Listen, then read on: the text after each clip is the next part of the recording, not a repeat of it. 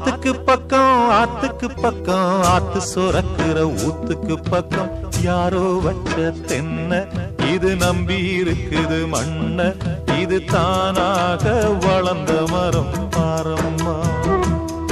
ஒரு தாயாரு தந்தை யாரு கூறம்மா.